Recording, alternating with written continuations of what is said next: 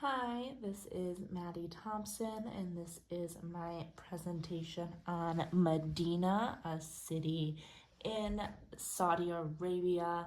I'm going to be talking a little bit about the beginning bits of the city as well as what's going on today, some important locations, and the influence of the city on the Islamic religion. In the beginning, this city was actually known as Yathrib. It was kind of an Arabian oasis, a little more inland. Um, the earliest people in this area were Jewish settlers fleeing from Rome. There were a couple other tribes in this area, the Aus and the Khazraj. Um, when Muhammad arrives to Yathrib in 622 CE, it's a city very much based on tribal dynamics that had a lot of travelers going in and out on various trade routes, and there was a large array of religious influences. Muhammad arrived to this city after fleeing from Mecca after his prosecution when he first delivered the Quran. He seeks refuge in this city, and it kind of becomes his city. They kind of devote themselves to him and his gospel and Islam, and he very much brings unity to this city within religion, but also within a governing authority. The city becomes named after him, the city of the prophet, which is what Medina means, and it was very much a center of very early Islamic civilization. In the early times, Medina was known for metalworking. They did jewelry and armory, although at a relatively small scale. The industries were never huge, and the main economy was based around agriculture. Medina was the administrative and authoritative capital of the growing Islamic State until around 661, when Damascus became the capital of the Umayyad caliphs. But then people came back to the city. It was still a site of pilgrimage, but Medina ended up being ruled by the Ottomans for some time before being led by the Suad dynasty, which it is led by now. Going on to today, they have a king. His name is Solomon bin Abdulaziz al Saud, and then his son is Crown Prince Muhammad bin Salman, who is the crown prince. He's also the prime minister, and he plays a very important role in policy making. I read a Human Rights Watch article talking about him. He seems to be a very fraudulent character.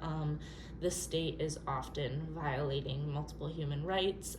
The death penalty is of a large debate over there. It is usually very enforced.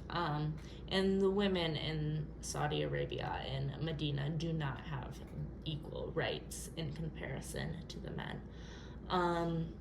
The residents are Arab-speaking Muslims.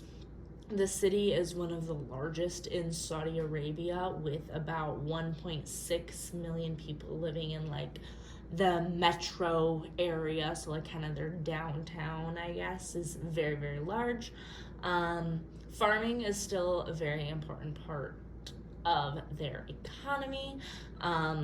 They love dates. The date palms are very often exported out of Medina. They also take part in trades such as car repair, brick and tile making, carpentry, and metalworking. And although this city is very, very large already, it becomes even larger when travelers settle here for pilgrimage. There is also the King Fahad Glorious Quran Printing Complex in this city. It's like a very major production facility for the production of Quran in contemporary times, so like modern day. Some important sites. The words are very small on that aerial view map there, but it shows the Prophet's Mosque, where the Prophet's tomb is located, the Al-Baqi Cemetery, and the King Abdullah Road. So let's take a look at those. The Prophet's Mosque and Tomb. The mosque, when it was first built, was kind of a model for Islamic governance and societal harmony. It was built by Muhammad when he came to the city. It was not only his home, not only his place of worship, but it served as a center for the community, kind of like a gathering place. This city is only secondary in holy cities to the Kaaba and Mecca, so this mosque is very much what people travel to see, what they pilgrimage to be able to worship at.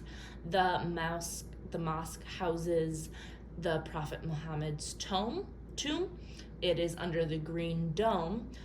He was buried next to his wife Aisha, and the two first caliphs were also buried there, Umar and Abu Bakr. The dome was added later in the 16th century by an Ottoman sultan, kind of to show that this is where the tomb is. Over the ages, the mosque has been renovated. The 20th century had many renovations, and they ended up increasing the capacity of the mosque to house over 1 million worshipers at one time. Moving on to the Al-Baqi Cemetery.